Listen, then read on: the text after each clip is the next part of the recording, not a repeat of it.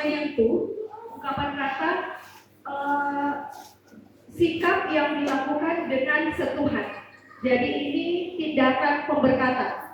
Mereka meminta Yesus memberkati anak-anak mereka. Bapak Ibu boleh bandingkan di dalam Matius, di sana ketika orang tua membawa anaknya, Yesus memberkati mereka dan mendoakan mereka.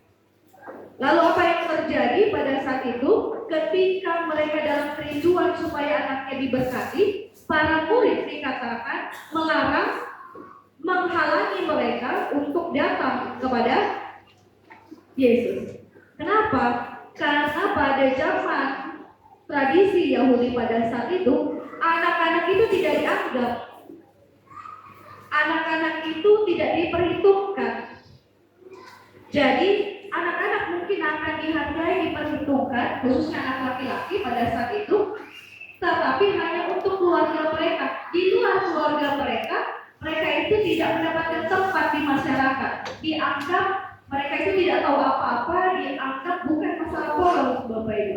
Ternyata anak-anak itu dianggap dalam tanda kutip bodoh, dia tidak tahu apa-apa. Jadi untuk masuk di dalam percakapan, untuk masuk dekat-dekat dengan orang dewasa itu tidak boleh. Pertanyaannya, bukankah sikap para murid-murid yang menghalangi anak-anak juga terjadi di dalam masa kita saat ini? Sebagai contoh, banyak anak-anak itu di dalam kehidupan gereja itu tidak diperhitungkan, bahkan dianggap mengganggu.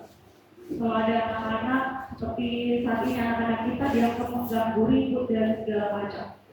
Kalau ada ibadah, Bapak Ibu boleh cek di beberapa gereja, mudah-mudahan tidak di gereja kita, ketika menghitung orang dewasa dikatakan seperti ini. Yang hadir di dalam ibadah, laki-laki berjumlah contoh 10 orang, perempuan 10 orang, dan anak-anak juga hadir. Anak-anak tidak dihitung berapa jumlahnya. Kenapa? Karena dianggap belum dewasa, belum dianggap mengerti, belum dianggap mengikuti kegiatan di dalam peribadahan. Dan inilah yang kemudian Yesus tetap di dalam kehidupan orang-orang pada saat itu yang menyatakan anak-anak itu tidak penting. Anak-anak itu harus dipikirkan dari persekutuan. Apa yang menjadi sikap Yesus? Tolong lihat Bapak Ibu di ayatnya yang ke-16 dan 17. Tuhan Yesus melakukan hal yang signifikan di sini. Tuhan Yesus katakan, biarkanlah anak-anak itu datang kepada aku dan jangan kamu menghalang-halangi mereka. Sebab orang-orang yang seperti itulah yang mempunyai kerajaan Allah. Aku berkata kepadamu, sesungguhnya barang siapa tidak menyambut kerajaan Allah seperti seorang anak kecil, ia tidak akan masuk di dalam. Tuhan mau mengatakan seperti ini. Bagi kamu mungkin dia tidak penting, bagi kamu dia dalam gangguan, bagi kamu dia tidak berarti, tapi bagiku anak-anak adalah hak. Anak-anak aku tidak pernah terganggu ketika anak-anak datang kepadaku. Aku tidak pernah merasa aku diusik ketika melakukan pelayanan. Ketika anak-anak datang kepadaku, jangan pernah kamu menghalang-halangi dia. Biarkan anak-anak itu datang kepadaku, supaya dia merasakan cinta kasihku, supaya dia merasakan bahwa aku sangat menghargai kehadirannya. Bukankah Tuhan Yesus mau mencontohkan bahwa kehadiran Tuhan untuk berpihak kepada orang-orang yang tidak dianggap pada saat itu, termasuk anak kecil. Dan kalau Bapak Ibu lihat, perkataan dari Tuhan Yesus ini adalah perumpamaan, adalah merupakan simbolis dari apa yang terjadi di ayat sebelumnya. Bapak Ibu tolong baca, ketika Tuhan Yesus itu berbicara tentang ada orang yang merasa dirinya berharga, lalu kemudian ada yang rendah hati. Coba perhatikan di dalam ayat sebelumnya, Tuhan Yesus memberikan contoh seperti ini. Ada 2 orang yang berdoa. Satu itu orang Farisi, satu itu orang pemungut cukai. Orang Farisi mengatakan apa? Bapak Ibu boleh lihat di ayatnya yang ke-11 dari ayat pasal 14. Ya Allah, mengucap syukur kepadamu karena aku tidak sama seperti orang lain. Aku bukan perampok, bukan orang lain, bukan pezina, dan juga bukan pemungut cukai. Dia membangga-banggakan dirinya di hadapan Allah karena tradisi Yahudi itu seperti ini, Bapak Ibu. Saya melakukan tradisi, melakukan hukum Taurat, saya melakukan segala tradisi-tradisi, ritual-ritual karena itu merupakan balas jasaku kepada Allah. Karena Allah sudah memakai aku di dalam kehidupan. Tetapi pemungut cukai mengatakan apa? Dia berdiri jauh-jauh dari rumah Allah.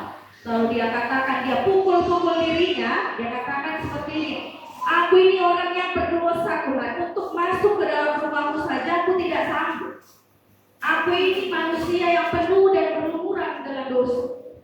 Karena itulah, biarlah aku pulang dengan tangan yang seperti sekarang ini. Tapi Tuhan Yesus katakan apa? Justru pemungut cukai itulah yang dalam kerendahan hatinya mengaku dosanya, dalam kerendahan hatinya mengakui kekudusan Allah yang tidak dapat dihampiri oleh dosa, itulah yang akan pulang dengan sukacita.